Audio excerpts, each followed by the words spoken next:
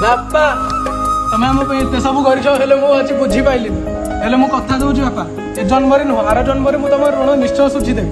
तुम ठीक कहूल तुम जड़े योग्य बापा हेले मु जड़े अयोग्य संतान।